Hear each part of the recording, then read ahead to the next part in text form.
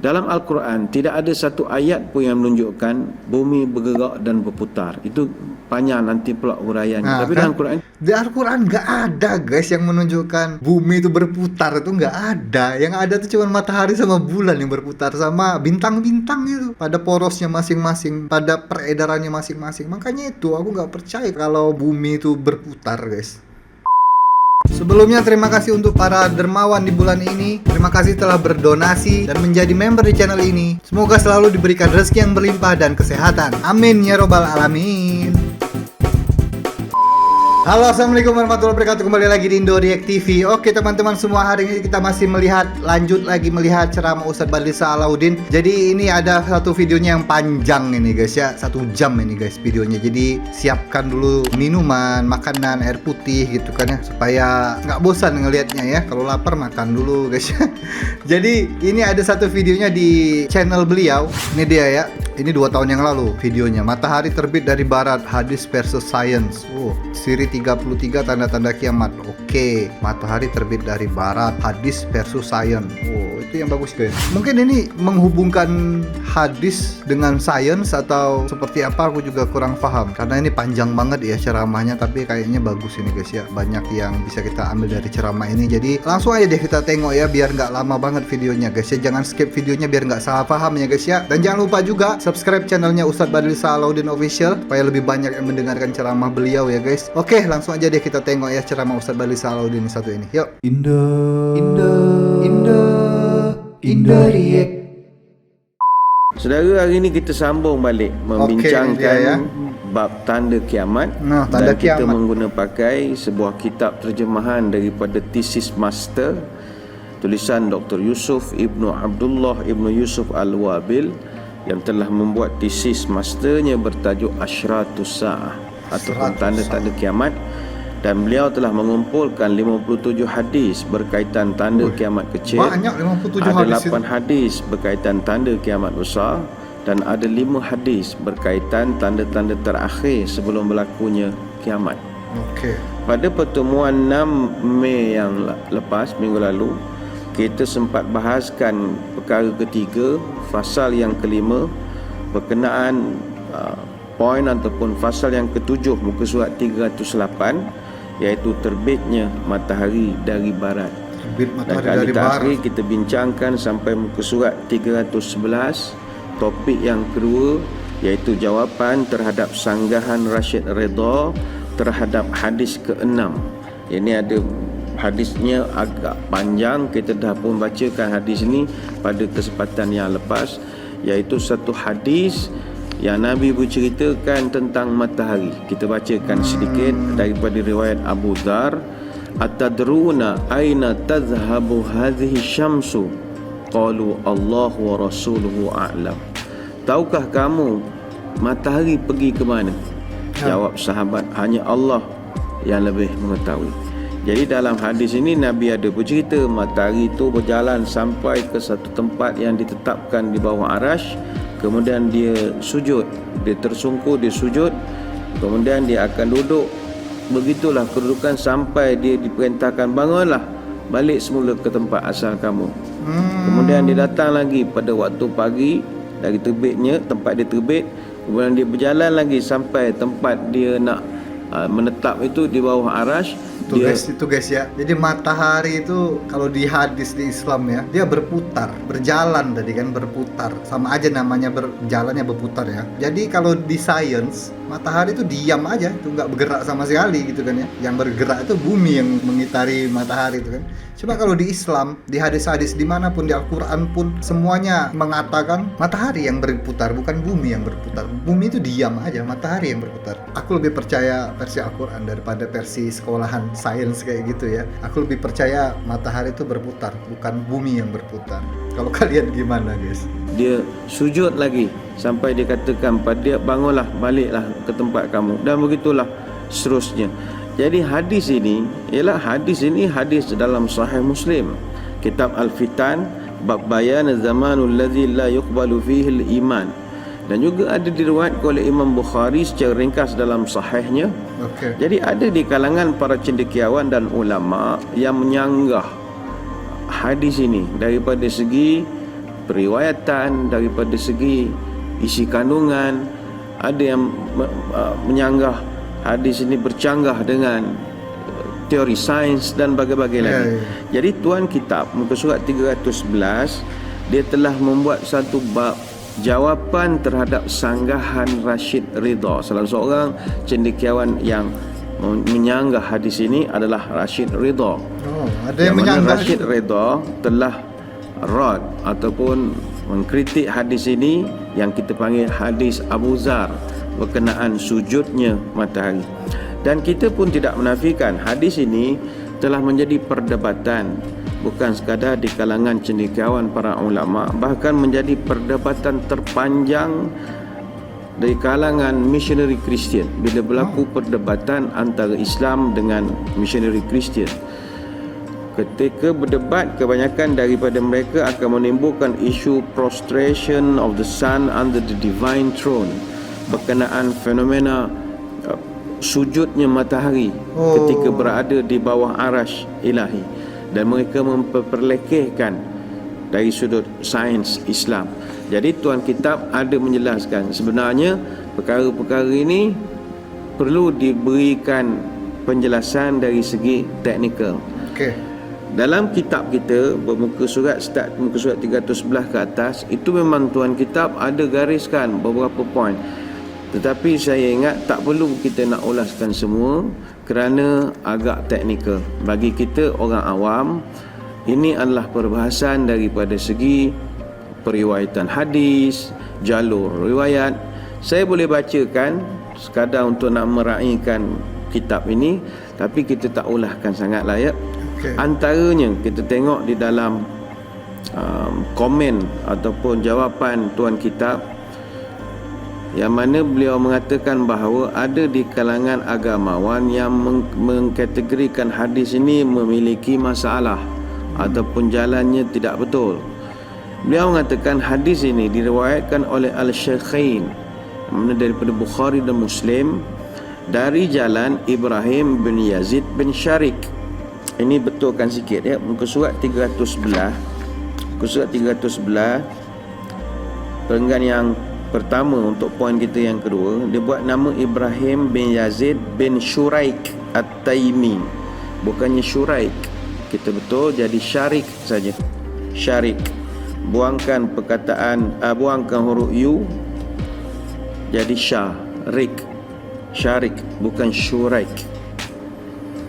Diriwayatkan oleh Bukhari Muslim dari jalan Ibrahim bin Yazid bin Syarik At-Taimi dari Abu Zar, dan ada di kalangan jemaah ahli hadis mengatakan dia adalah seorang mudallis. Mudallis ni agak teknikal. Para muhadis menamakan salah satu daripada jenis sanad yang terputus secara tersembunyi sebagai mudallas. Itu istilah. Kerana perbuatan tadlis. Tadlis ni menutup ataupun dia menyembunyikan sanad yang sebenarnya dah putus. Jadi dia sorokkan. Maka kerana ingin menutup keadaan sebenar sanad itu daripada para pengkaji, maka periwayat-periwayat tadlis ini akan menggelapkan maklumat-maklumat supaya para pengkaji tak dapat mengesan bahawa terdapat sesuatu yang telah digugurkan daripada jalur sanad. Ini yang saya sebutkan tadi sebagai teknikal. Sebab itu Ibn Hajar dalam kitabnya Tahzibut Tahzib mengatakan, Imam Ahmad mengatakan bahawa perawi ini tidak pernah bertemu dengan Abu Zar. Begitu je Daraqutni, beliau tidak pernah mendengar langsung daripada Hafsah. Begitu juga daripada Aisyah. Bahkan orang ini tak pernah, iaitu Ibrahim bin Yazid bin Syarik ini tak pernah berada pun pada zaman Aisyah ataupun Hafsah. Begitu juga kata Ibnul Madini, katakan Ibnu Syarik ini tidak pernah dengar hadis ini daripada Sayyidina Ali dan tidak pernah dengar secara langsung daripada Ibnu Abbas. Jadi kata Rashid Ridha lagi, ini ada dalam muka surat kita, muka surat 311 perenggan yang akhir. Maka Ibrahim bin Yazid bin Syarik At-Taimi telah meriwayatkan hadis selain daripada riwayat ini dari mereka secara nu'an ataupun an-anah, iaitu hadis ini kan yang kita belajar hadis an Abi Hurairah radhiyallahu Itu lapis hak paling simple lah tu. Dia kalau orang hak mengkaji hadis, dia ada anak-anak ni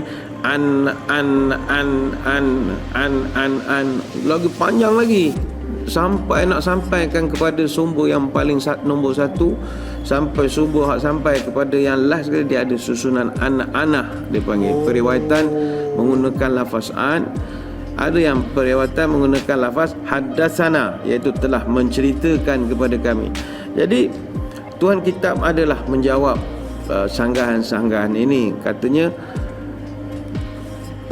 para cendekiawan yang nak mengkritik hadis ini mesti benar-benar meneliti sanad hadis dan melihat kemusykilan yang telah didakwakan selama ini. Jadi ini kita tidak berhajat. Maksudnya tadi sanadnya tu, sanad hadis yang ini tu enggak jelas gitu ya maksudnya tu ya. Intinya tu ya. Untuk nak menerangkan kerana sangat terperinci, sangat teknikal. Yang penting bagi kita orang awam, hadis ini tidak ada masalah. Tidak ada masalah. Adalah sedikit sebanyak dikatakan tadlis, mudallas dan macam-macam lagi. Tapi bagi kita orang awam, kita terima hadis ini tidak ada masalah. Isu yang lain, adapun isu yang Rashid Ridha katakan berkenaan tadlisnya Ibrahim bin Zaid At-Taimi, dan isu bahawa kononnya beliau tidak pernah berjumpa Abu Zar, Hafsah dan juga Aisyah, maka juga dijawab oleh Tuan Kitab satu persatu. Hadis ini tidak ada sebut dalam jalur sanad daripada Ibrahim bin Yazid dari Abu Zar. Yang ada adalah sebagaimana dalam riwayat Bukhari dan Muslim, iaitu dari riwayat Ibrahim bin Yazid At-Taimi dari bapanya, dari Abu Zar. Itu pula ada perbezaan-perbezaan. Ini juga kita tidak berhajat untuk nak menerangkan, sebab Ibrahim bin Yazid jelas-jelas mengatakan bahawa dia dengar langsung dari bapa dia, bukannya dia itu sendiri. Sebagaimana dalam riwayat Muslim disebut haddatsana Yunus an Ibrahim bin Yazid At-Taimi sami'ahu fima a'lam an abihi an Abi Dzar. Itu ada lapihnya di situ. Telah meriwayatkan kepada kami Yunus dari Ibrahim bin Yazid At-Taimi, sepengetahuanku beliau mendengar dari bapanya dari Abu Dzar. Malah lapih tu banyak lagi, itu boleh kita rujuk dalam Sahih Muslim. Jadi tak timbul isu tentang persoalan itu. Cuma yang kita nak terangkan pada pagi ini ialah kemusykilan hadis dan juga penjelasannya. Ini kita terangkan sedikit. Ada satu lagi kemusykilan yang timbul daripada hadis tentang matahari tunduk ataupun sujud di bawah arasy ini. Pertama, dalam hadis ini disebutkan bahawa matahari pergi untuk bersujud. Dia pergi kemudian dia sujud. Seolah-olah menunjukkan bahawa matahari ini dia bergerak. Bergerak. Yang memang bergerak itu adalah matahari. Maka bukankah ini menyalahi fakta sains? Di mana yang bergerak sebenarnya adalah bumi pada matahari. Jadi berdasarkan ilmu sains, kita sama-sama tahu di mana kedudukan matahari pada malam hari. Kenapa pula dalam hadis ini dikatakan matahari pergi sujud di bawah arasy? Matahari itu bergerak pergi sujud. Dan lebih aneh lagi, bagaimana pula matahari akan terbit daripada tempat terbenamnya? Sebab dia kan malam dia pergi ke sana, macam mana dia boleh terbit daripada tempat dia terbenam? Dan pada penghujung hadis dibacakan ayat Quran bahawa matahari beredar ke tempat yang ditetapkan baginya. Jadi bagaimana untuk kita nak menjawab sanggahan-sanggahan ini? Baik, yang ini kita perlu lihat penjelasan daripada agamawan yang ada latar belakang sains.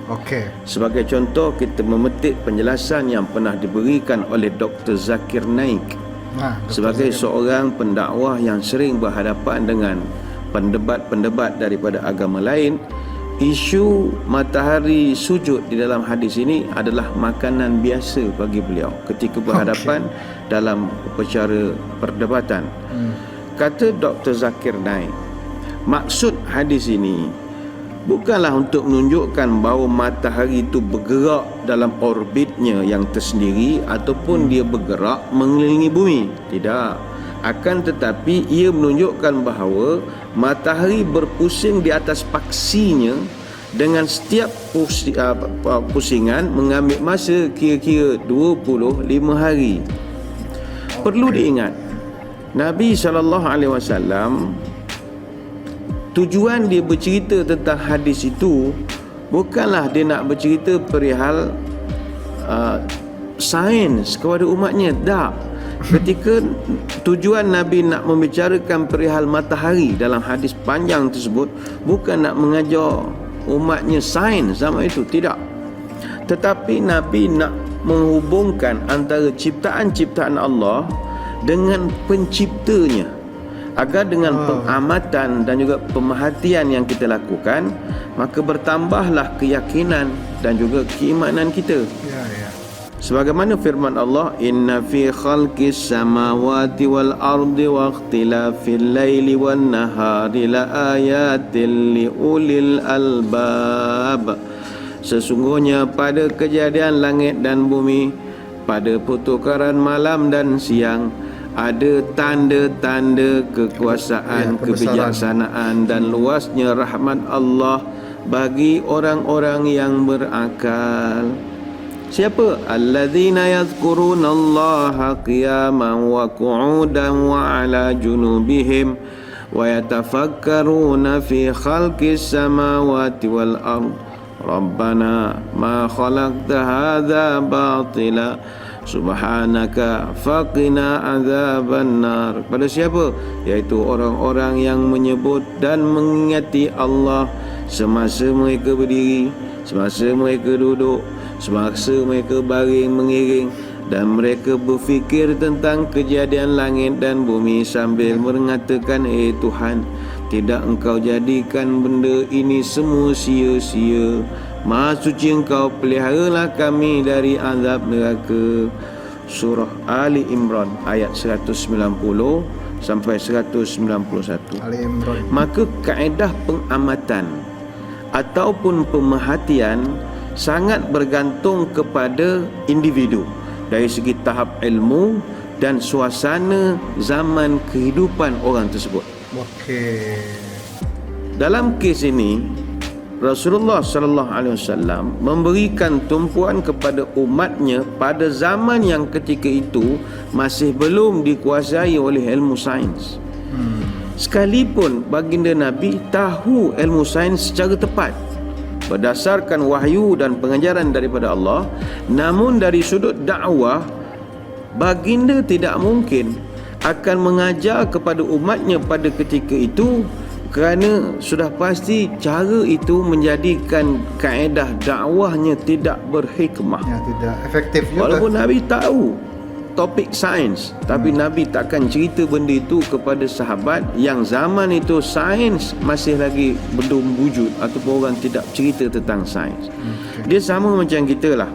Umpama kita, kalau anak umur 3 tahun tanya kepada mak bapak, mak, ayah, adik ni datang daripada mana? Anak umur 3 tahun tanya dia tu datang daripada mana. Kalau tuan-tuan nak cerita apa? Anak umur 3 tahun tanyakan kita, dia tu datang pada mana? Adakah ibu bapa akan menjelaskan kepada anak yang bertanya itu setiap perincian, daripada permulaan hubungan suami isteri sampai peringkat perkembangan embrio, trimester 1 sampai trimester 3, sampailah kepada proses kelahiran? Ataupun kita akan cari jalan untuk beri penjelasan dengan cara yang mudah, dengan terus mengaitkannya kepada Allah, supaya anak yang bertanya mudah faham, dan matlamat kita supaya dia kenal kepada penciptanya. Mana kalau anak umur 3 tahun tanya, mak, abah, adik datang pada mana? Dari Allah. Allah yang menjadikan adik daripada Allah. Kita nak kaitkan dia dengan pencipta dia. Bukanlah kita mengatakan Allah yang melahirkan dia, tidak. Sebab umurnya 3 tahun. Bila anak itu semakin besar, dan kalau dia bertanya, umur 3 tahun bertanya, jawapan lain. Umur 13 tanya, jawapan lain. Umur 30 tanya, terajang kan je, itu je soalan daripada kecil sampai besar punya soalan sama. Tapi yang penting jawapan pastilah berbeza-beza mengikut tahap pemikiran. Maka ketika dia besar, bolehlah dijelaskan daripada sudut sains biologi dan kita kaitkan dengan sifat-sifat Allah sebagai contoh. Jadi ini yang berlaku dalam hadis yang panjang ini. Nabi menerangkan tentang matahari, hubung kaitnya dengan Allah dalam konteks umat pada zaman dia. Maka kepada musuh-musuh Islam tidak boleh zaman dulu kan belum banyak tahu sains. Jadi kalau diceritakan sains sama Nabi Muhammad, ya orang pada bengong semua gitu ya. Gak masuk, gak efektif juga dakwahnya Nabi Muhammad. Tapi tetap guys, kalau menurut aku matahari yang berputar, bukan bumi yang berputar. Menganggap bahawa hadis ini bercanggah dengan sains. Tidak. Nabi bercakap dengan level umatnya ketika itu. Dan ini akan ada huraian apa maksud matahari sujud dan tunduk. Kita ambil satu contoh yang paling terkenal sekali lah, ketika Nabi explain atau menerangkan cerita Isra wal Mi'raj kepada para sahabat. Barang perlu diingat, perbahasan peristiwa Isra wal Mi'raj itu adalah satu perbahasan gila-gilaan itu. Dari segi ilmu, benda itu sangat berkembang. Isra wal Mi'raj bukan sekadar terhad kepada dimensi pengajaran dan juga teladan, dimensi durus wal ibar, hidayat dan nasihat, huda wa mau'izah, tidak. Tetapi kisah ini boleh memberi tantangan paling sengit terhadap ilmu sains. Kerana kalau kita tengok peristiwa Isra dan juga sains, perjalanan Rasulullah sallallahu alaihi wasallam bukan sekadar merentasi langit, tetapi merentasi masa dan ruang. Sebab itu dari segi sains, peristiwa ini memberi satu lonjakan kuantum yang mampu mengubah persepsi tentang konsep ruang dan juga masa serta teknologi yang terlibat. Einstein dia jumpa idea relativity tahun 1921 dan dunia mengalami lonjakan sains bila Albert Einstein temui teori ini. Kerana untuk kira-kira 200 tahun sebelum itu, ahli fizik bergantung kepada hukum Newton. Sebab itu Isra wal Mi'raj dari segi saintifik, kalau ikut teori relativity, Nabi yang bergerak dengan kelajuan cahaya akan mengalami pecutan dan nyah pecutan. Maka sepatutnya masa Nabi yang berjalan lambat, masa bumi yang bergerak laju. Namun dalam Isra Mi'raj dia jadi terbalik. Masa Nabi yang bergerak laju dan masa di bumi pula yang lambat. Maka teori Einstein tak dapat diaplikasikan dalam dimensi yang Nabi alami ketika itu. Sebab itu persoalan Isra Mi'raj, bolehkah Isra Mi'raj nak diulas dalam kerangka Bernoulli Principles, nak diulas dalam kerangka Newton's Law Aerodynamics, Aerothermodynamics, Fluid Mechanics dan segala prinsip-prinsip fizik? Dapatkah Isra Mi'raj dikaji dari aspek power system, rotor science, size and design, vehicle design and structural integrity, noise and vibration analysis, maneuverability, control system, payload, power to weight ratio, dynamic stability dan lain-lain teori? Bolehkah Isra Mi'raj dibuktikan menerusi computation fluid dynamics ataupun CFD? Adakah buraq yang digunakan sebagai kenderaan oleh Nabi melakukan vertical take off sebagaimana drone take off biasa ataupun pesawat-pesawat kecil yang mempunyai retractable wings? Benda ini kalau Nabi ulaskan ketika zaman dia, gila semua orang ketika zaman itu. Betul, pasti gila semua. Kita tak nafikan Isra Mi'raj ini ada pahaman-pahaman tradisionalis, kata-kata ilmuwan kita lebih menafsirkan peristiwa Isra wal Mi'raj dengan limitation ataupun ada had. Banyak uraian secara klasik, tradisional dan menganggap satu yang tabu untuk kita nak mengkaji Isra Mi'raj secara empiris. Tapi Isra Mi'raj itu satu kisah dalam Al-Quran tuh yang sainsnya tinggi banget. Itu paling tinggi aku rasa sains dalam peristiwa Isra Mi'raj itu ya. Sampai sekarang belum bisa terpecahkan itu kan. Cuman sedikit-sedikit aja kita bisa tahu, bisa paham seperti apa kira-kira gitu kan. Tapi belum sampai ke sana ilmu manusia. Menggunakan matematik, hipotesis, teori sains dan berbagai-bagai lagi.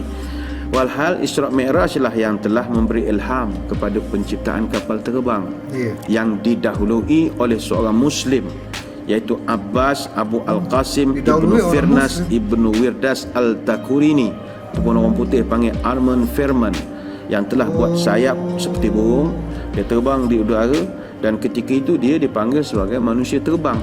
Yang gagasan ini kemudiannya digunakan oleh The Wright Brothers, dan seterusnya ciptaan mereka disempurnakan oleh... Oh, aku tahu ini cuma Wright Brothers itu tadi guys. Ternyata masih ada sebelum itu, sebelum mereka. Itu tadi orang Islam itu tadi ya yang bikin terbangnya, cuman dia pakai tangan aja, ada sayapnya gitu lah. Kalau Wright Brothers kan memang bikin pesawat gitu. Oh, gitu ya. August Graf von Zeppelin daripada Jerman. Zeppelin. Tapi bermula Balon Zeppelin ideanya itu atau semangatnya daripada Isra' wal Mi'raj. Sebab itu benda-benda yang berlaku pada zaman Nabi, walaupun ianya boleh disokong dengan latar-latar sains, tapi tak dapat Nabi nak terangkan benda itu pada zaman dia. Okey. Maka adakah bila Nabi terangkan benda itu sesuai dengan zaman dia, maka itu disebutkan sebagai kedangkalan ilmu? Tidak. Penyesuaian dengan orang yang kita bercakap. Betul. Sebab itu hadirin hadirat sekalian, balik kepada hadis tentang matahari sujud ini tadi, kita memahami bahawa Nabi menerangkan perkara itu dalam konteks masyarakatnya ketika itu. Mari kita tengok penjelasan-penjelasannya tentang kemusykilan hadis ini. Pertama, soal matahari. Soal matahari bukanlah satu benda yang asing di dalam Quran. Allah menyebut perkataan asyams ataupun matahari dalam Quran sebanyak 43 kali. Bahkan terdapat satu surah yang namanya asyams dalam Al-Quran, yang mana asyams makna matahari, ada surah nama matahari. Allah Ta'ala sebut dalam surah Asyams ayat yang pertama, wasyamsi waduhaha, demi matahari dan cahayanya di pagi hari. Jadi kita tak ada isu dengan matahari. Kalau ada orang bukan Islam ataupun orang yang tak suka kepada kajian Islam yang mengatakan ngarut hadis matahari ni, kita cerita gini lah, koma ni dengan matahari biasa je, dalam Quran banyak. Kalau awak nak hujahkan Nabi tu tak betul kerana hadis Abu Zar, itu kita dah terangkan, Nabi explain perkara itu di zaman dia. Adapun kalau dalam Quran, ayat Quran tentang matahari begitu banyak. Sebab itu kita lihat beberapa kemusykilan yang tuan kita betulkan. Kemusykilan pertama, kalimat tajri fatakhiru sajidatan. Tajri ni maknanya orang petikai. Macam mana matahari boleh pergi? Tajri, matahari bergerak. Bergerak pergi mana? Fatakhiru sajidatan, pergi bersujud pula, seolah-olah matahari tu gerak nek. Hai, ani kata Ghuzaimah dia hormat pula tempat arasy itu. Dilihat seolah-olah yang bergerak adalah matahari. Baik, penjelasannya begini. Nabi SAW bila dia sebut inna hadhihi tajri hatta tantahiya ila mustaqarriha tahta al-'arsy fatakhiru sajidatan fala tazalu kadzalika, sesungguhnya matahari ini berjalan sampailah ke tempat menetapnya di bawah arasy, kemudian dia sujud dan dia akan sentiasa berkeadaan demikian. Dia begini, ungkapan ini adalah ungkapan dari segi bahasa. Dia bukan explanation science, tidak. Dia hanya satu lughawi saja daripada aspek bombastik kata-kata. Kita secara praktikal kalau dari segi percakapan, kalau kita merujuk pada matahari, kita juga akan menggunakan ungkapan seolah-olah matahari itu gerak. Sebagai contoh, dalam bahasa Melayu kita sebut matahari sedang terbit. Kalau pagi hari lah, kalau tengah hari matahari telah tergelincir. Kalau terbenam, maghrib, matahari telah terbenam. Dari sudut bahasa seolah-olah menunjukkan yang bergerak adalah matahari. Tapi memang matahari yang bergerak. Waktu tergelincir matahari, macam kita bayang matahari ni berjalan atas lantai, tergelincir, terjelepuk pula jatuh ketika itu, seolah begitu. Matahari terbit, nah gitu, terbit. matahari terbenam. Maknanya ada pergerakan matahari. Tapi pernahkah kita bila sebut matahari tergelincir, matahari terbit, matahari terbenam, menunjukkan, membayangkan matahari itu bergerak? Tak, ini istilah. Tapi aku percaya kalau matahari itu bergerak, guys, yakin aku, guys. Bukan bumi yang bergerak, karena harusnya itu bumi yang menjadi pusat alam semesta itu, bukannya matahari. Ini konspirasi sedikit ya, guys. Nanti aja deh aku jelaskan ya, guys. Nanti nggak nyambung dengan ceramah Ustadz ini. Bahasa sama juga dalam bahasa Inggeris. Ini bahasa ahli-ahli sains. Kalau mereka sebut matahari naik, matahari itu, the sun rises. Kalau terbenam, the sun sets.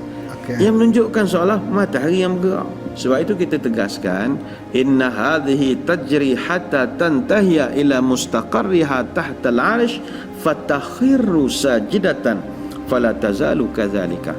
Sesungguhnya matahari itu dia berjalan sampai satu tempat dia menetap di bawah arasy, kemudian dia sujud dan dia akan sentiasa berkeadaan demikian. Maka ini adalah ungkapan dari segi bahasa, bukan dari sudut perbahasan sains. Yang pertama. Ungkapan dari bahasa. Ini bukan statement sains, ini bahasa. Kemusykilan yang kedua, dalam hadis disebutkan fatakhiru sajidatan fala tazalu kadzalika. Kemudian matahari ini dia pergi sujud kepada arasy. Lalu orang pun hentamlah hadis ini. Bingung juga matahari ini. Tak ada pekerjaan nak sujud pula.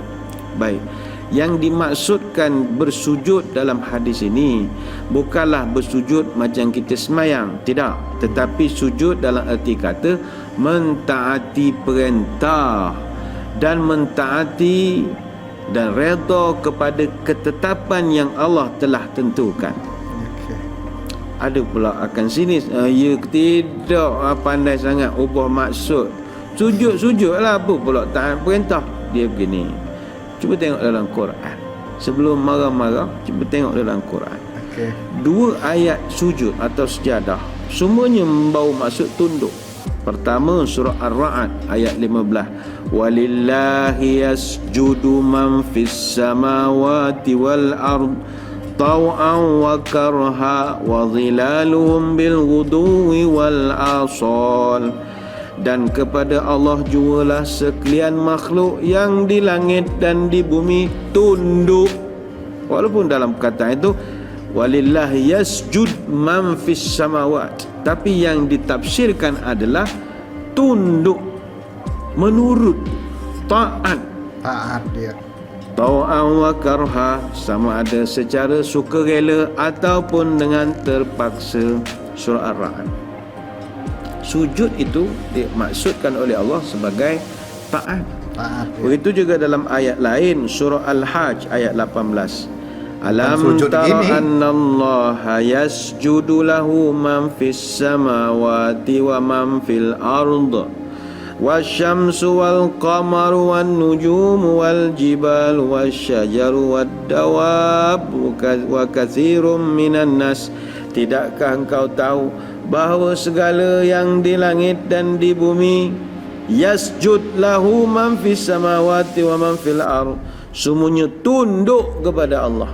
Tak kira wasyamsu wal qamar wan nujum wal jibal wasyajar wad dawab wa katsirun minan nas, sama ada mereka itu adalah matahari, bulan, bintang, gunung ganam, pokok-pokok, binatang, haiwan dan macam-macam. Surah Al-Hajj ayat 18. Maka sujud dalam dua ayat ini menunjukkan bahawa Allah Ta'ala mengatakan sujud dalam erti kata mengikut segala undang-undang dan juga peraturan yang telah Allah tetapkan. Dan ini kita kenal sebagai sunnatullah. Maka saudara, matahari tetap berada pada peraturannya yang telah diaturkan. Dia tidak hilang dan tetap akan terbit kembali pada pagi besoknya. Terbit dan terbenamnya matahari yang disaksikan oleh kita adalah kerana pergerakan bumi. Kerana itu adalah aturan dan ketetapan daripada Allah terhadap mereka, sunnatullah. Dan hal ini telah pun dibuktikan oleh sains. Akan tetapi sains masih belum dapat menemui kenapa dan bagaimana matahari dan bumi boleh berputar ataupun berorbit dalam satu peraturan yang begitu seragam sehingga tidak ada berlaku pertumbungan ataupun perselisihan daripada ketetapan yang telah ditentukan itu. Bukan itu saja, bahkan seluruh sistem-sistem cakrawala yang lain, planet-planet, bulan, meteor, bintang, semuanya berada pada satu sistem yang sangat tersusun. Sains telah menemui peraturan-peraturan gerakan ini, tetapi sains belum mengetahui siapa yang mengaturnya. Ataupun mungkin mereka sudah temui siapa yang mengatur, tapi keberatan untuk nak mengkaji lebih lanjut, segan untuk nak mengakui dan tak nak mengumumkan hasil kajian kepada masyarakat.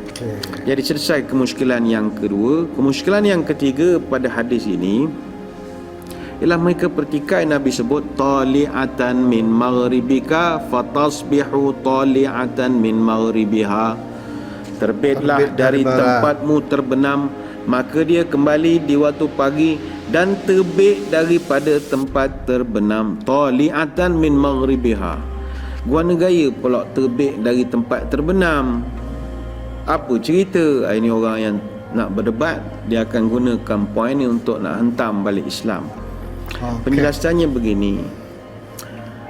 Untuk poin yang ini, kata cerdik pandai para ulama dan pekaji, keterangan yang mengatakan matahari terbit daripada min maghribiha merujuk kepada suasana akhir zaman, iaitu beberapa detik momen sebelum berlakunya kiamat. Terdapat beberapa hadis menerangkan bahawa menjelangnya kiamat, matahari akan terbit di tempat terbenamnya, kerana ketika itu matahari tidak lagi mengikut peraturan yang sudah sekian lama ditentukan dia lakukan. Dalam Al-Quran ada beberapa ayat yang menerangkan bahawa matahari hanya akan mengikuti peraturan yang telah ditetapkan ataupun SOP dia untuk tempoh tertentu saja. Dia tak akan taat sampai bila-bila. Disebut sampai kiamat ajalin musamma, untuk satu tempoh tertentu saja. Dalam Quran ada 4 ayat yang redaksinya hampir sama. Allah Ta'ala sebut matahari akan taat ikut sunnatullah, peraturan yang telah ditentukan, ikut SOP, takkan selama-lamanya. Dia akan sampai tahap tempoh tertentu, dia akan berhenti. Pertama dalam surah Az-Zumar ayat 5. Khalaqas samawati wal arda bil haqq yukawwirul laila 'alan nari wa yukawwirun nara 'alal lail wa sakhkhara asy-syamsa wal qamar kullu yajri li ajlin musamma ala huwal azizul ghaffar. Allah menciptakan langit dan bumi dengan ada faedah dan penggunaan yang sebenar. Dia menjadikan malam melingkari siang dan menjadikan siang melingkari malam. Dan dia menjadikan matahari dan bulan beredar menurut perintahnya. Tiap-tiap satu dari keduanya beredar dalam satu masa yang telah ditentukan. Nah ini guys, ayat yang bilang kalau matahari sama bulan itu berputar, beredar gitu kan ya. Bukan bumi yang beredar. Coba ulang sedikit ya. Allah menciptakan langit dan bumi dengan ada faedah dan penggunaan yang sebenar. Dia menjadikan malam melingkari siang dan menjadikan siang melingkari malam. Dan dia menjadikan matahari dan bulan beredar menurut perintahnya. Tiap-tiap satu dari keduanya beredar dalam satu masa yang telah ditentukan. Artinya sampai masa habis-habis. Surah Az-Zumar ayat yang kelima. Nah ini itu juga kalau menurut aku ayat itu tadi itu yang menyangkal versi sains guys, kalau bumi yang berputar mengelilingi matahari. Tapi kalau dari ayat itu matahari sama bulan itu yang beredar mengelilingi bumi gitu kan. Jadi pusat alam semesta itu bukan matahari sebenarnya, bumi kalau menurut aku ya. Dan juga banyak juga yang mendukung hal tersebut ya. Ada juga ulama-ulama yang bilang seperti itu guys. Makanya aku pikir benar juga kalau lihat dari ayat itu ya, atau mungkin ada pemahaman lain, ada tafsir lain dari ayat tersebut. Aku kurang paham, cuma yang aku pahami ya itu tadi, bulan sama matahari mengelilingi, beredar pada porosnya, berarti kan dia berputar pada porosnya, itu maksudnya beredar dalam edarannya gitu kan. Yang kedua dalam surah Fatir ayat 13. yulijul laila fin nahari wa yulijun nahara fil lail wa sakhara asy-syamsa wal qamar kullu yajri li ajalin musamma. Juga perkataan li ajalin musamma, semuanya telah ditetapkan sampai satu masa dia akan berhenti. Begitu juga dalam surah Luqman ayat 29. Alam tara anna Allah yulijul laila fin nahar wa yulijun nahara fil laili wa sakhara asy-syamsa wal qamar kullu yajri ila ajalin musamma. Tidakkah engkau memerhatikan Allah memasukkan malam pada siang dan memasukkan siang pada malam, yakni silih berganti, dan memudahkan matahari dan bulan sebagai faedah kepada makhluk. Tiap-tiap satu dari keduanya beredar dalam masa yang telah ditetapkan. Surah Luqman ayat 29. Yang keempat, surah Ar-Ra'd ayat yang kedua. Allahu alladzi rafa'as samawati bighairi amadin. Ada dua ayat yang bilang itu beredar, bilang matahari itu beredar sama bulan beredar, bukan bumi yang beredar. Harusnya kalau memang bumi berputar, berarti ayat itu bilang kalau bumi yang beredar, bukan matahari sama bulan. Harusnya seperti itu ya, kalau yang aku pikir seperti itu, guys. Jadi kalau untuk sains yang satu itu aku tentang lah. Aku nggak percaya dengan sains kalau mengatakan bumi itu yang berputar. Tarawunaha thumma istawa 'alal 'arsy wa sakhkhara asy-syamsa wal qamar kullu yajri li ajalin musamma. Allah yang menjadikan langit terangkat tinggi dengan tidak bertiang sebagaimana kamu melihatnya. Kemudian dia bersemayam di atas arasy dan dia memudahkan matahari dan bulan. Tiap-tiap satu dari keduanya beredar dalam masa yang telah ditetapkan. Surah Ra'd ayat 2. Maka sebelum tempoh yang ditetapkan tu tamat, umpamanya matahari ni dia duduk dalam PKP lah ya, PKP, Perintah Kawalan Pergerakan. Sampai tempoh PKP dia tamat, peraturan dia tamat, maka dia akan bolong. Baik itu dalam Quran disebutkan la syamsu yanbaghi laha an tudrikal qamar walal lailu sabiqun nahar wa kullun fi falakin yasbahun. Matahari tidak mungkin mengejar bulan dan malam pula tidak boleh mendahului siang, kerana tiap-tiap satunya beredar terapung-apung di tempat edarannya masing-masing. Surah Yasin ayat 40. Beredar pada masing-masing. Tapi selepas tempoh yang ditetapkan, had limit PKP dia dah nak tamat, iaitu kalau dalam konteks matahari menjelang hari kiamat, maka matahari dan bulan ini dia akan berhimpun bersama.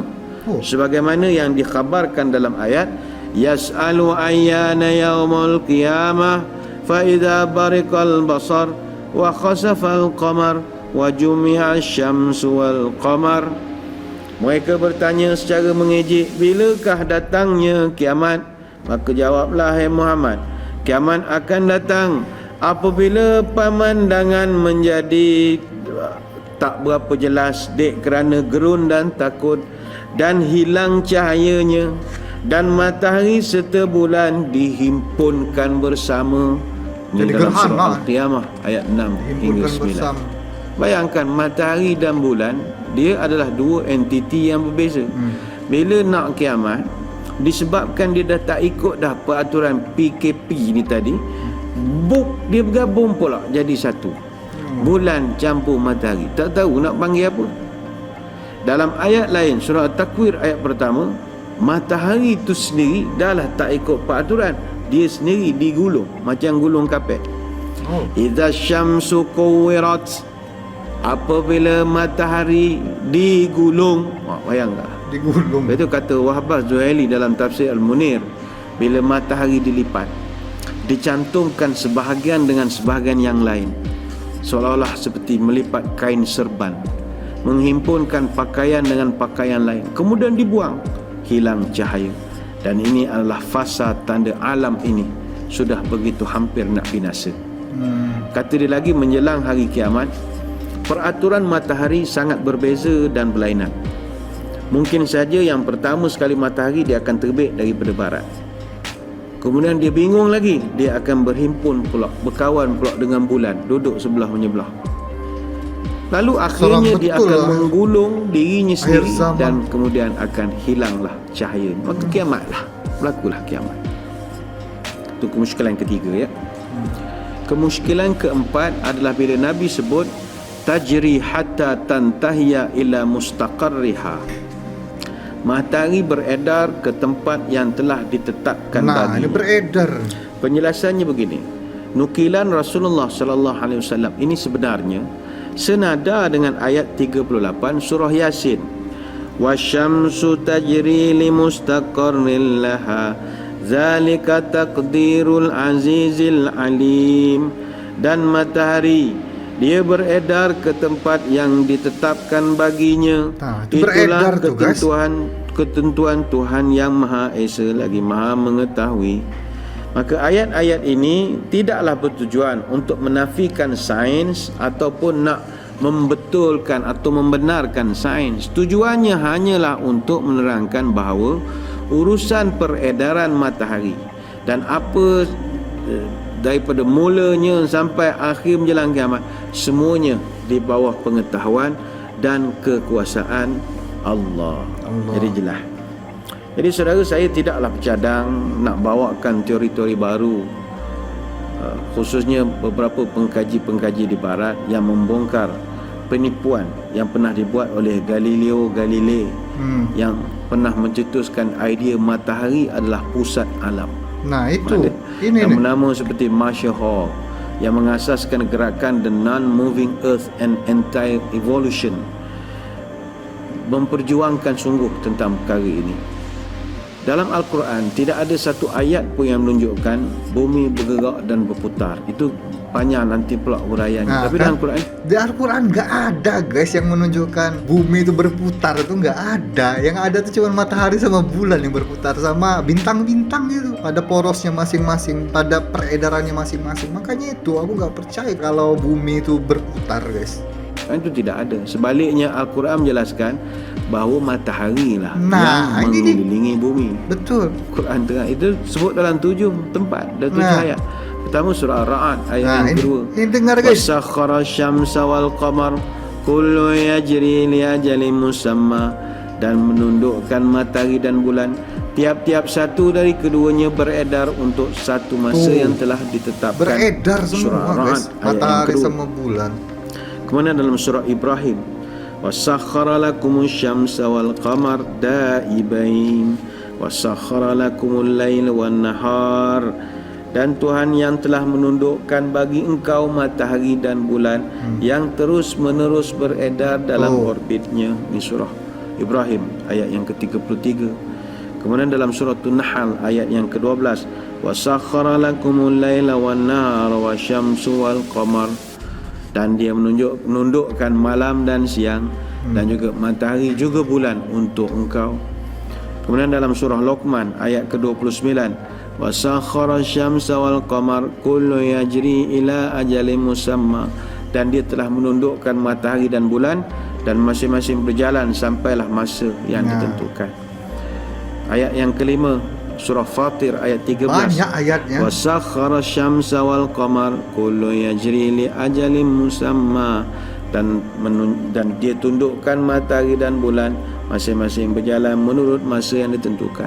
Sama juga dalam surah Az-Zumar ayat yang kelima dan juga surah Al-An'am ayat ke-96. Apakah dalil yang menunjukkan bahawa bumi ini tidak bergerak langsung? Ada surah Al-Anbiya ayat 31. Juga dalil ya. Wa ja'alna fil ardi rawasiya an tamida bihim wa ja'alna fiha fijajan subulan la'allahum yahtadun. Dan telah kami jadikan di bumi itu gunung ganang yang kukuh supaya bumi itu tidak goncang bersama mereka. Surah Al-Anbiya ayat 31. Jadi gini guys ya, kalau pakai logika juga guys ya, kalau bumi itu berputar guys ya, kalau bumi berputar gitu ya, jadi misalnya ini ya, di bumi gitu ya, berputar gitu ya, terus ada pesawat di sini, pesawat udara gitu kan ya, dia mau, misalnya kita katakanlah ini Malaysia, ini Indonesia. Jadi kalau ada pesawat naik aja ke sini guys, biar bumi yang berputar. Nah, nggak usah jalan pesawatnya, bumi aja berputar gitu, nyampe sendiri, kita turun sudah nyampe Malaysia lagi. Itu logikanya ya guys ya, logika kalau bumi berputar. Jadi pesawat itu nggak usah jalan, biar bumi aja yang jalan gitu, kita tunggu aja sampai buminya nyampe di Malaysia, kita turun, nah gitu.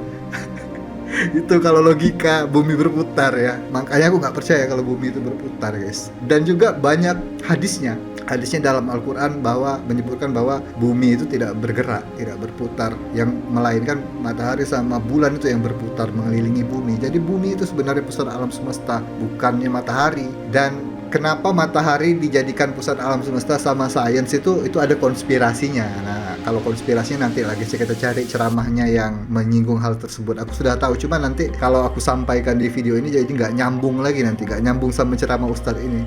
Ini kan bukan tentang konspirasi ini, tentang hadis. Satu lagi dalam surah Yasin ayat 38 sampai 40. Wasyamsu tajri li mustaqarrin laha dzalika taqdirul azizil alim wal qamara qaddarnahu manazila hatta 'ada kal urjunil qadim la syamsu yanbaghi laha an tudrikal qamar walal lailu sabiqun nahar wa kullun fi falakin yasbahun. Dan matahari berjalan di tempat peredarannya. Demikianlah ketetapan yang maha perkasa, dan telah kami tetapkan bagi bulan manzilah, sehingga setelah dia sampai ke manzilah atau tempat transit yang terakhir, kembalilah dia sebagai bentuk seperti tandan yang tua. Tidaklah mungkin bagi matahari mendapatkan bulan, dan malam pun tidak boleh mendahului siang. Dan masing-masing beredar pada garisan edarnya. Surah Yasin itu guys sampai 40. Jadi kalau kita bayangkan itu kayak gini pergerakannya tuh. Misalnya ini bulan ya, ini matahari. Jadi dia mutar kayak gini, saling berkejaran, serat gitu. Serat pada porosnya ini bumi. Mereka putar kayak gini. Ini bulan, ini matahari. Jadi saling kejar-kejaran gitu. Seret gitu. Kalau kita bayangkan gitu ya, cara peredarannya, cara pergerakannya. Selesailah perkara itu ya, tentang pertikaian ahli-ahli sains bahawa hadis itu bercanggah dengan sains yang kita dah jelaskan. Seterusnya perkara yang ketiga tuan kitab kita bawakan adalah pada muka surat 314, iaitu ngopi dulu guys. Iman dan taubat tidak diterima sesudah terbitnya matahari daripada barat. Oh ya, ini pas ini hari juga kiamat persoalan ini yang jadi satu perbahasan di kalangan ulama. Bila matahari terbit daripada barat, macam mana dengan taubat? Masih diterima ataupun tidak? Kita biasa mendengar ada yang mengatakan bahawa bila matahari telah pun terpadam ataupun terbit daripada barat, taubat tidak diterima, pintu taubat ditutup. Lalu bagaimanakah hujah daripada para ulama, khususnya tuan kitab kita ini? Baik, kita terangkan begini ya. Jika matahari terbit daripada barat, maka keimanan tidak lagi diterima daripada seseorang yang sebelumnya tidak beriman, sebagaimana tidak diterimanya taubat orang yang melakukan maksiat. Perkara itu kerana terbitnya matahari dari barat adalah salah satu daripada tanda-tanda besar kiamat yang dapat dilihat oleh setiap orang yang ada pada zaman tersebut. Maka ketika itu pelbagai kenyataan-kenyataan kita akan lihat, mereka menyaksikan kegoncangan bumi dan macam-macam lagi. Maka kalau ketika itulah matahari berlaku perbahasan sama ada taubat itu diterima ataupun tidak. Kita lihat sebagaimana yang disebutkan oleh Imam kalau matahari sudah terbit dari barat, itu kan sudah nggak benar lagi gitu kan ya. Sudah pasti hancur lah dunia itu ya, sudah pasti hancur lah. Nggak cuma dunia, alam semesta ini kayaknya hancur kalau matahari sudah terbit dari barat. Sudah aneh itu kan, sudah bukan pada tempatnya kan, bisa tabrakan kemana-mana gitu. Tabrakan sama bulan, tabrakan sama apa gitu. Hancur sudah. Qurtubi dan juga ulama-ulama tafsir berdasarkan ayat firman Allah dalam surah Al-Mu'min ayat 84. Falamma ra'au ba'sana qalu amanna billahi wahdahu wa kafarna bima kunna bihi musyrikin falam yaku yanfa'uhum imanuhum lamma ra'au ba'sana. sunnatallahi allati qad khalat fi ibadihi wa khasira hunalikal kafirun. Maka tatkala mereka melihat azab kami, mereka berkata, kami beriman hanya kepada Allah sahaja dan kami kufur kepada sembahan-sembahan yang telah kami sekutukan dengan Allah. Maka iman mereka tidak berguna bagi mereka tatkala mereka telah melihat siksaan kami. Itulah sunnatullah yang telah berlaku terhadap hamba-hambanya, dan di waktu itu binasalah orang-orang kafir. Surah Al-Mu'min. Kata Imam Al-Qurtubi, para ulama mengatakan keimanan tidak lagi bermanfaat ketika matahari telah terbit dari barat. Tidak lagi bermanfaat. Perkara itu kerana perasaan takut telah sangat menghujam di dalam hati manusia, yang telah mematikan segala syahwat dan juga nafsu, dan kekuatan badan menjadi hilang serta-merta. Demikian juga semua manusia ketika itu bagaikan orang yang sedang menghadapi sakaratul maut. Maka terputullah segala ajakan untuk melakukan pelbagai kemaksiatan. Begitu juga Imam Ibn Kathir mengatakan, jika tumbuh keimanan pada seorang kafir ketika itu, maka keimanannya tidak akan diterima. Adapun orang yang telah beriman sebelumnya, jika dia baik dalam perbuatannya, maka dia berada dalam kebaikan yang sangat besar. Adapun jika dia adalah orang yang mencampur baurkan antara kebaikan dan keburukan, lalu dia bertaubat, maka taubatnya tidak diterima ketika itu.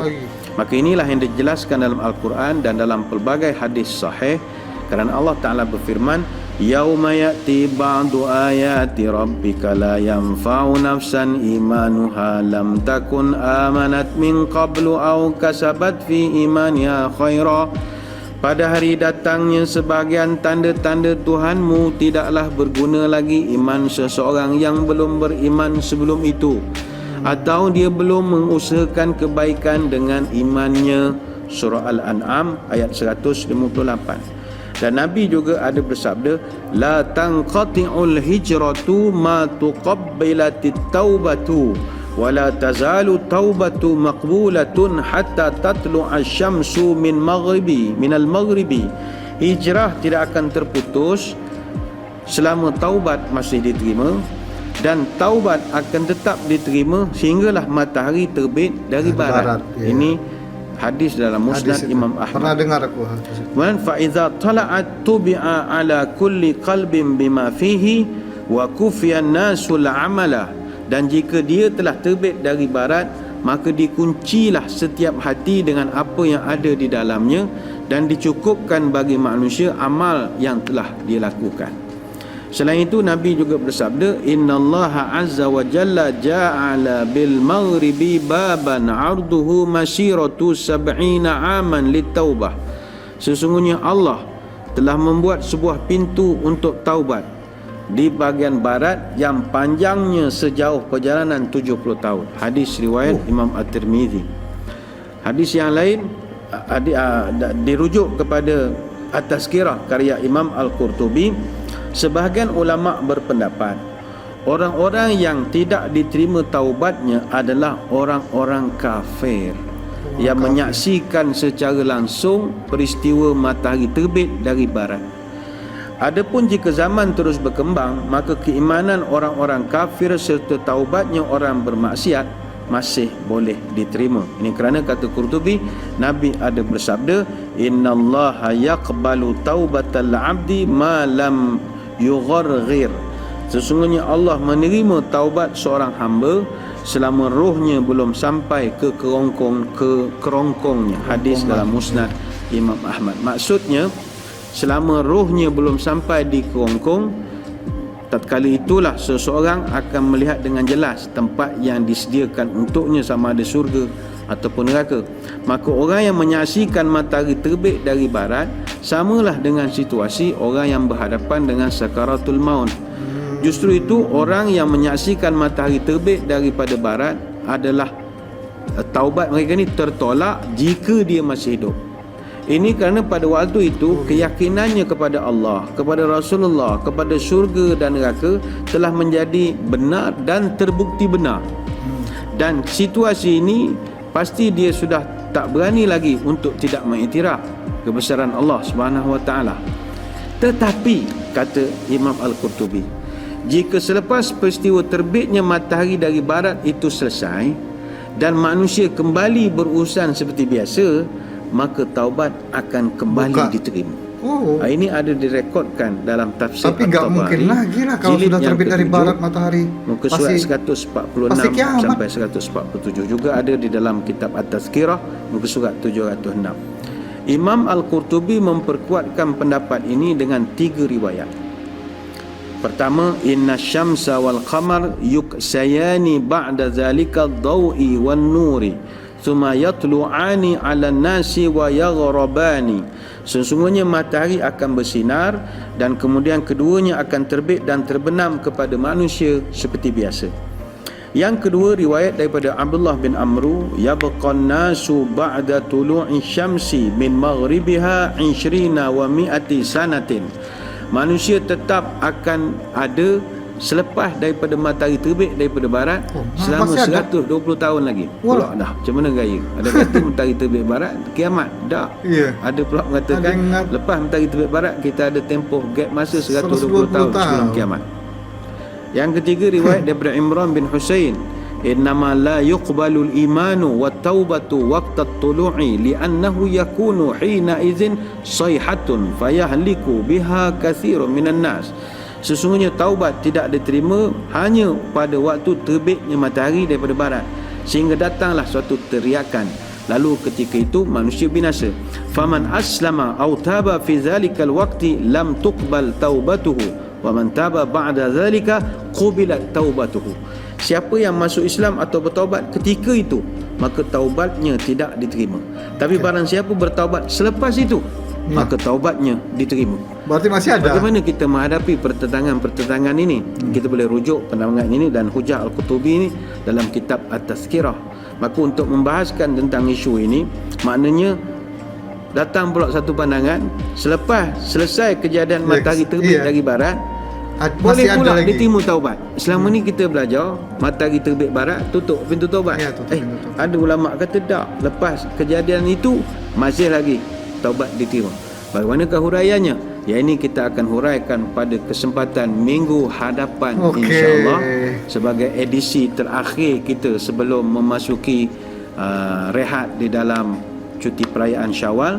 Jadi insya-Allah pada minggu hadapan kita akan sambung lagi topik yang begitu menarik ini, iaitu isu-isu berkisar tentang matahari terbit daripada barat. Adakah taubat masih diterima? Ini kita akan bincangkan pada minggu hadapan. Sekadar itu kita tutup pertemuan kita dengan sedikit doa. Doa dulu guys. Majlis kita diberkati sempena kuliah duha ini. Amin. A'udzubillahi minasyaitonirrajim. Bismillahirrahmanirrahim. Allahumma shalli wa sallim ala sayyidina Muhammadin salatan tukhrijuna biha min zulumatil wahmi. Allahumma in kana rizqina fis sama'i fa anzilhu wa in kana fil ardi fa akhrijhu wa in kana mu'siran fayassirhu wa in kana haraman fatahhirhu wa in kana ba'idan faqarribhu bihaqqi duhaika wa bahaika wa jamalika wa quwwatika wa qudratika atina ma ataita ibadika salihin. Ya Allah, kalau rezeki kami masih di langit turunkanlah, kalau di bumi keluarkanlah, kalau sukar permudahkanlah, kalau haram sucikanlah, kalau jauh dekatkanlah. Berkat waktu duhamu, kecantikanmu, keindahanmu, berkat kekuatanmu, berkat kekuasaanmu, limpahkanlah kepada kami segala yang telah engkau limpahkan kepada hamba-hambamu yang soleh. Subhanakallahumma wa bihamdika wa nashhadu an la ilaha illa anta nastaghfiruka wa natubu ilaik. Sallallahu ala sayyidina Muhammadin wa ala alihi wa sahbihi wa baraka wa sallam. Walhamdulillahi rabbil alamin. Amin. Wabillahi taufiq wal hidayah. Wassalamualaikum warahmatullahi wabarakatuh. Wallahu a'lam. Waalaikumsalam Ustaz. Indo React. Oke guys, itu tadi ya, sudah 1 jam ceramah Ustadz Badlisah Alauddin yang membahas tentang pergerakan matahari ya, dan matahari yang terbit dari barat gitu kan ya. Dan seperti aku bilang tadi, kalau aku sih percayanya dalam Al-Quran guys, aku percaya kalau bumi itu tidak bergerak ya, tidak berputar. Yang berputar itu matahari sama bulan gitu. Sudah banyak ayat-ayatnya, banyak surah-surahnya. Dalam surat Yasin juga ada, terus banyak hadis-hadisnya juga yang mengatakan seperti itu. Jadi ya percaya aja, dan logikanya juga masuk akal seperti itu ya. yang lebih nggak masuk akal kalau bumi itu yang bergerak ya, nggak masuk akal guys itu guys kalau menurut aku ya. Jadi menurut kalian gimana guys? Komentar di bawah aja ya guys ya. Nanti kita tengok lagi ceramah Ustadz Badli Salahuddin yang best-best, mungkin sambungan dari ceramah ini ya. Jadi stay tune terus di Indorek TV, dan terima kasih juga untuk teman-teman yang sudah menjadi member VIP channel ini. Akhir kata, assalamualaikum warahmatullahi wabarakatuh. Bye bye. Sayonara, sayonara, sampai berjumpa lagi.